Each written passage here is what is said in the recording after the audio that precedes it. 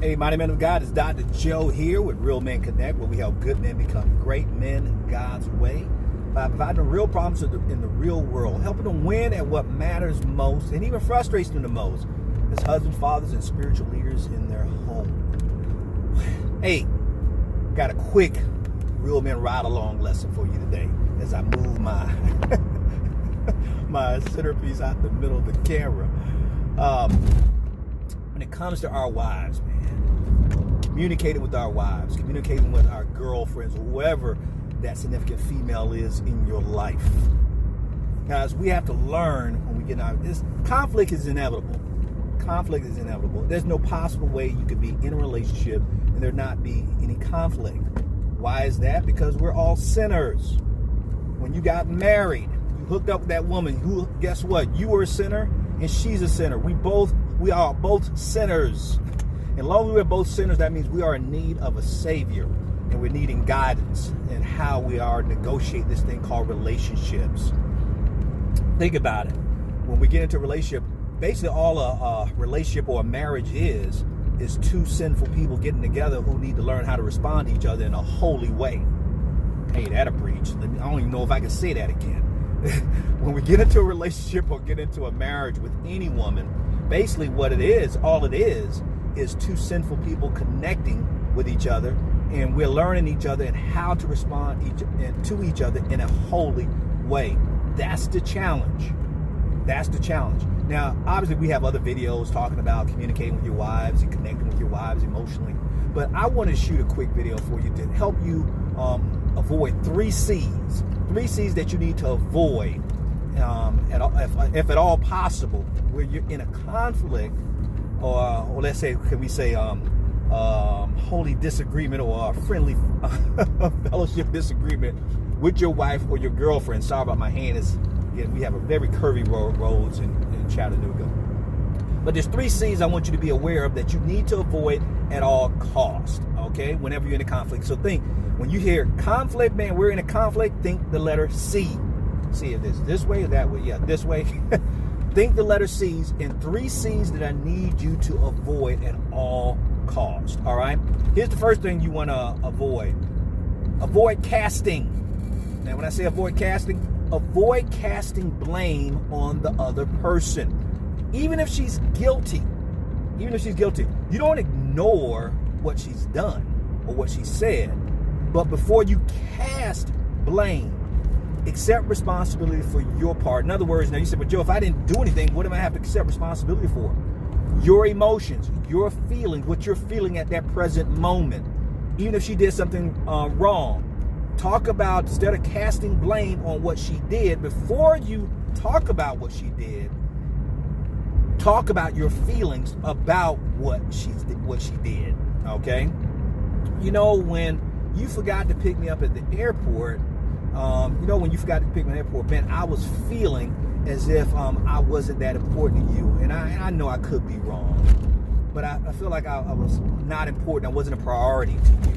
And I know maybe I misunderstood. Did you see what I just did? I didn't browbeat her, or you browbeat her for not picking you up at the airport. What you did is you talked about, now are you acknowledging that she did that? Yes. But what you're doing, instead of casting blame, you're looking at how it made you feel. So you're taking responsibility for how you feel. Because you can't control her actions, but you can control your response to her, and you can talk about how it made you feel. So don't cast blame. Here's the next thing not to do, what you need to avoid, another C, is avoid comparison. Avoid comparison. Since we're using the example of you left me at the airport, you didn't pick me up at the airport. You know what? Here's what not to do. I can't believe you left me at the airport.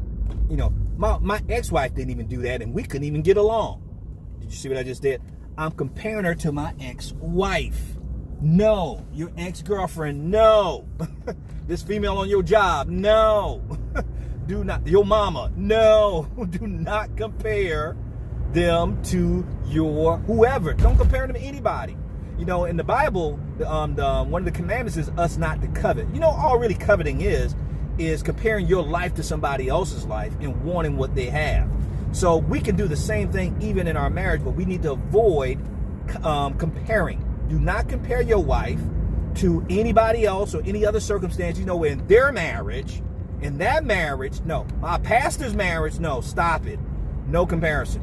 So no casting blame, no comparison. Is the third thing that we need to avoid, and I'll end this video on this one. Please, please, please, please, please, no condemnation. Do not condemn your wife over whatever you're having a conflict over. Let's give you an example. Boy, I almost hit a bird. Good gracious. But let me give you an example. Let's use this airport. This, I just pulled this example out the airport. The airport is a good example. Let's say, for instance, she doesn't pick you up at the airport. She's guilty, but don't blame. Talk about how that makes you feel.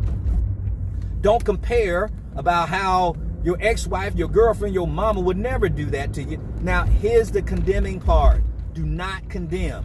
Don't ever say, you always do that to me. You always disrespect me like that. You always, you hear what I'm saying? I keep emphasizing the word always. You never make me a priority in your life. See, I'm using the word never. It's when we go to use those superlatives that we go to the extreme. Always, you never. You continue to do it. Man, you every single time, you always. Those are condemning statements. You always, you never. We know that those are wrong. You don't like anybody to do it to you. So let's not do it to God's daughter. Let's not do it to our wives. Let's not do it to our girlfriends. I'm not saying we letting them off the hook. They ain't innocent. Right? But we ain't innocent either. But what I'm telling you is that we can be better. We can do better. Because we are the spiritual head. God has called us to spiritually lead her. Not just be a leader, lead her. H-E-R, L-E-A-D-H-E-R, to lead her. And we have to lead her by example, by not condemning, not comparing, and not casting blame. I'm hoping this makes sense. If it does, please share with another brother who you know could benefit from this. And remember, we're males by birth, but we are men by choice. So each and every day, choose to be the man that God has called and created you to be. Because a male is a terrible thing to waste. And if you need help, we are available. We do coaching, we do mentoring, we do counseling. Reach out to us. You know how to find us, realmenconnect.com. So stay strong, stay blessed, and as always, stay in God's grip, and I'll talk to you soon.